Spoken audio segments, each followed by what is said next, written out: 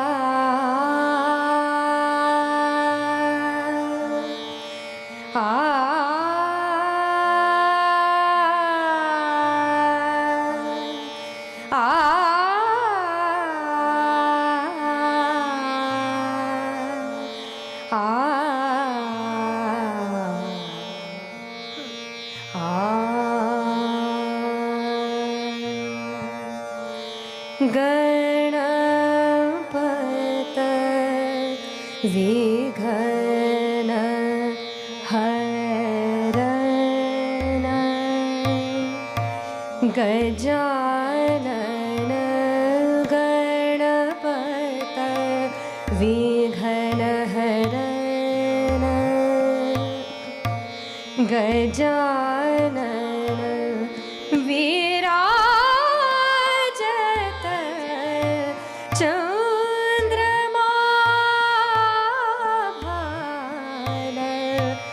गणपत विघ्न हरण गजानन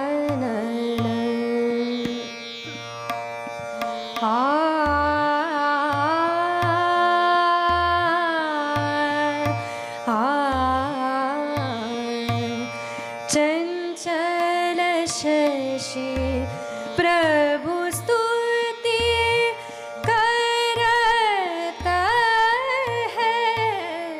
चंचल शशि प्रभु स्तुति करता है शुभदायक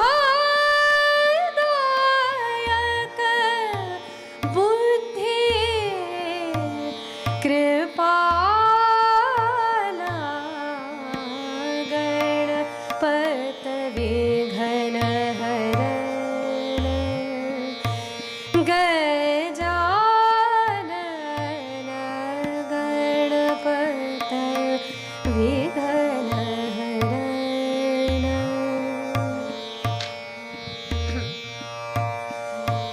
अष्ट सिद्ध नवनीत मूषक वाहन अष्ट सिद्ध नवनीत मूषक वाहन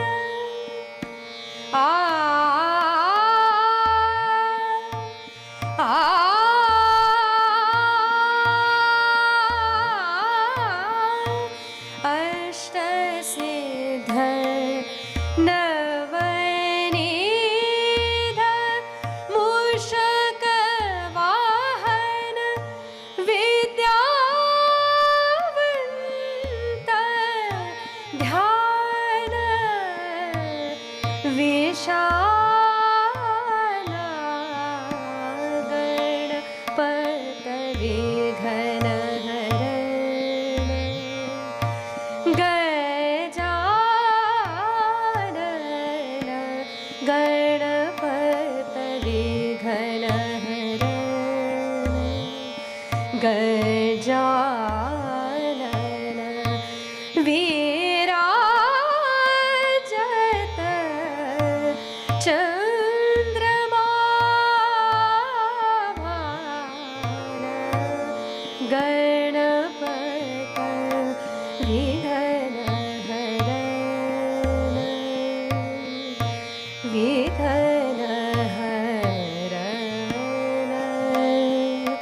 विदन हरन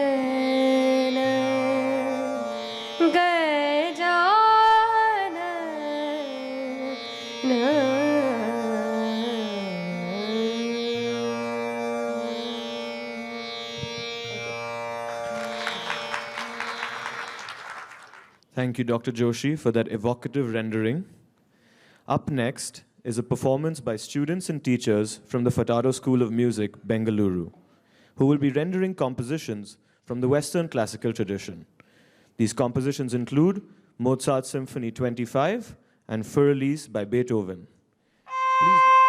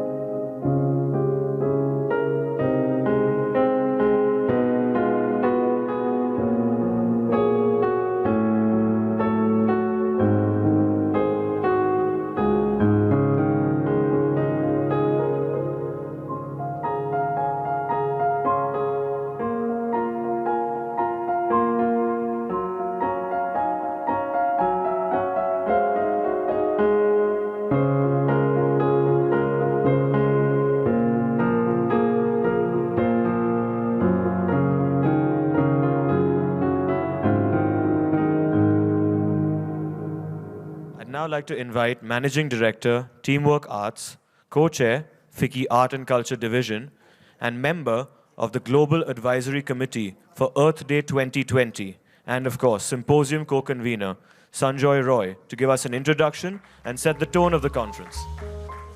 Thank you all very much. Good morning.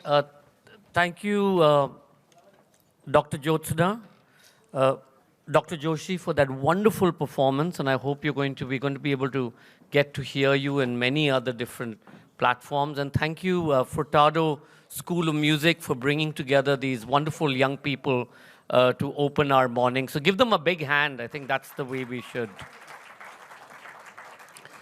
On behalf of my co-chair, Dr. Jyotsna Suri, who's not able to join us today, Dilip Chenoy, Secretary General of FICCI, my colleagues at FICCI, Vikash, who's here, our co-conveners, Sadhna Rao and Asad Lalji, a big welcome to you to our first ever Smart Cities, Art Cities program here in Bangalore.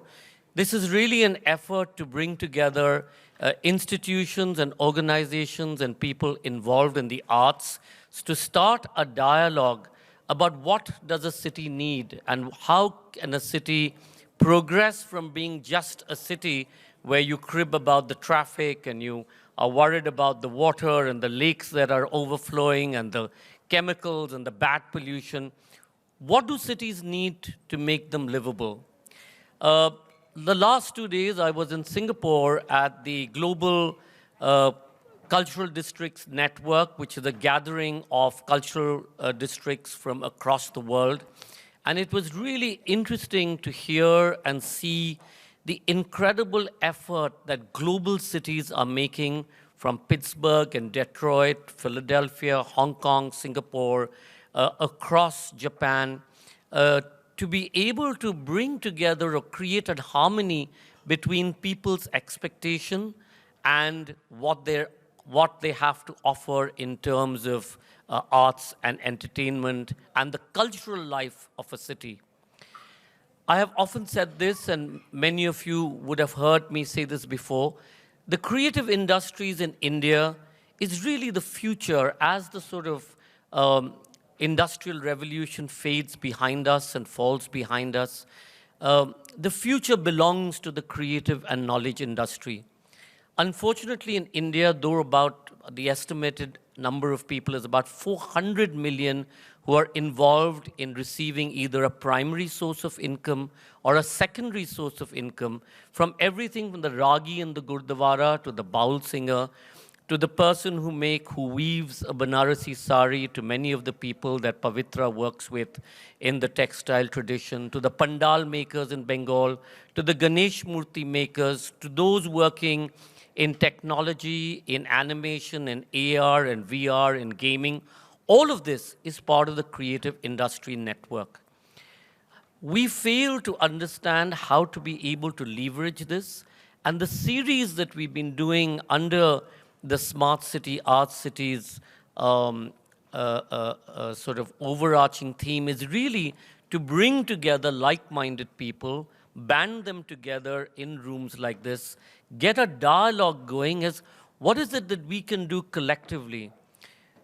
Many of us look to city governments and national governments for help and for recourse.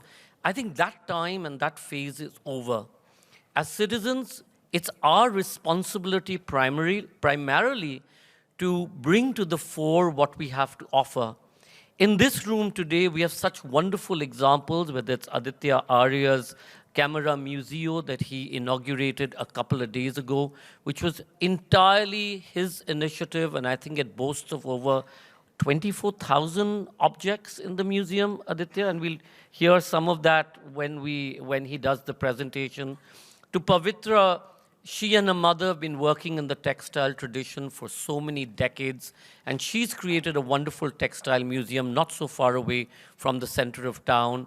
Or Lynn and the Nrityagram Dance Village, one of India's premier dance villages. Sumit and his 10th anniversary of his book club. The Shrishti Design School, and so many other. Chirag is here, and there's so many other organizations represented here. We all work in silos. The need of the hour really is to come together and to be able to share our learnings, understand from our difficulties, and bring together one common voice and go out to government and all of the other people in the city and leverage that, not with 200 demands, but just with simple things that makes work easier, makes for life to be made easier, and works primarily to ensure that a citizen is able to have a better perspective of the world here. Built heritage today is one of our biggest concerns in India. Every corner that you cross, every street that you go through, there's something that's being lost forever. These need to be looked at and restored, and some of this you'll hear in the next session. There's Abhay Mangaldas, who's created some incredible work in Ahmedabad. But all of this continues to happen in these silos. What we're hoping is through the energy that the Smart City Art Cities programs offers, and through the aegis of FICCI, and primarily in FICCI when we began the creative industry silo about 5 years ago, this was the intent. My desire was to ensure that people realized that we were contributing to national GDP, that the arts community had something to give back, which was not just intangible, but was tangible. And if you look at the great cities in the world today, if you look at Edinburgh, the Edinburgh Festival last year in 2018 contributed 325 million pounds of additional spend into the city in the 5-week festival. In London, 10.3 billion pounds of additional spend is what Western contributes to London. In New York, $17.3 billion of additional spend is what Broadway contributes to the city of New York. And when I say contributes, you can imagine how much of that flows back into the economy. Part of that goes into taxes, which runs local governments and facilities. And yet we in the arts community still consider ourselves as looking for handouts. It is time for us to stand together collectively and say, don't be condescending. We don't need your handouts. What we are doing has value, is inspired, is going to be the key drivers of the economy in the future. And the knowledge and cultural economies is the next big place where you'll create jobs, where you'll create contribution to the economy, where you will have the primary development. The conflict that we face today across the world is enormous. From the Americas to Australia, the fear of the other continues to grow. And the contradiction is that while we seem to be hyper-connected through our mobiles and our networks, etc., city-states and governments continue to build walls and continue to drive that sense of fear and hatred.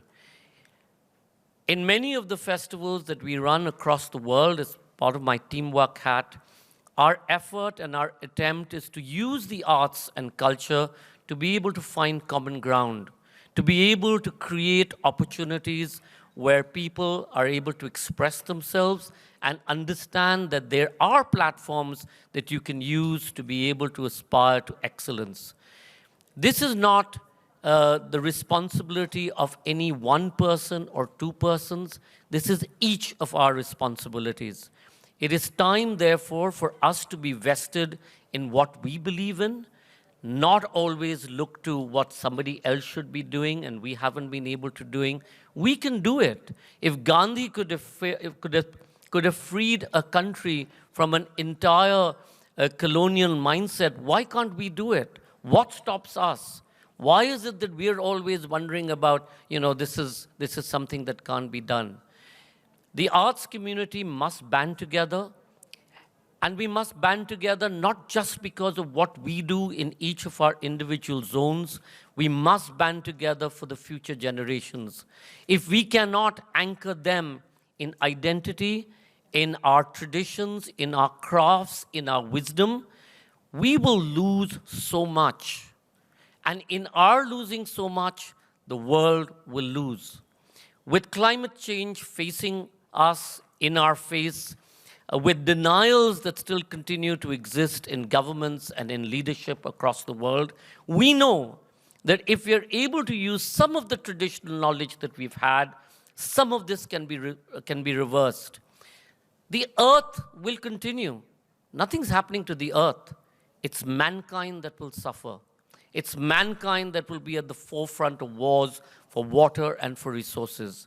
And again, I'm saying the responsibility is not necessarily for governments, it's us. We elect the governments. They have to be responsible to us. We have to call them out when we need to call them out. That is the reason that I do believe that we all have to come together again and again and again and stand together and ensure that our voice gets out there in some way, in some notion. Thank you all for taking time out on a Saturday, and I know that many of you will have 100 other things waiting which are really urgent. This too is urgent. Thank you for bringing your energy to the room. The format that Sadhana and Asad have created is really of conversation and dialogue. Between sessions, I hope you're going to have time to meet with each other, share some of your ideas and thoughts, share some of the work that you've done. We have many museums and art forms here today. I just see Jay walked in from the room. Thank you, Jay and Attakalari, for being part of this process and for enriching the lives of people from Bangalore. I have a number of thank yous to make, which I'm going to take this occasion to do. First, to my co-conspirators, Sadhana and Asad, for really making this happen. Asad is this incredible energy in Bombay, and many of you who don't know the work that Avid does or the Royal Opera House does must be engaged with him. He is in the forefront of introducing knowledge in the arts to Bombay. Sadhana has curated everything from Think. She's been part of the Bangalore Literature Festival. Arts Link, the association and organization that she's part of, they believe in music education. She herself is a trained vocalist, a researcher, a research scholar, a musicologist. And I don't think there's anybody in the world who knows as much that she knows about music. And, we're very privileged to have her here, though she shouts at me a lot of the times, and I'm still recovering from one, shouting match that she had with me. I'm shy, retiring type, so, But thank you so much, Sadhana and Asad. Vikash, wherever you are, Vikash, thank you so much. Vikash is from the FICCI Secretariat, and they really drive.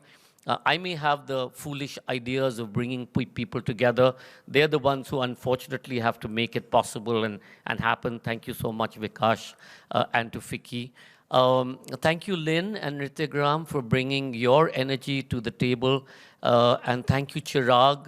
Chirag is always at the end of the phone, always happy to help. And to Jay Davis and the Sound Consortium, who's very kindly offered us light and sound. Thank you, guys. I met Santana a few weeks ago, I think, in a conference in Delhi, and I bullied into doing this. Mrs.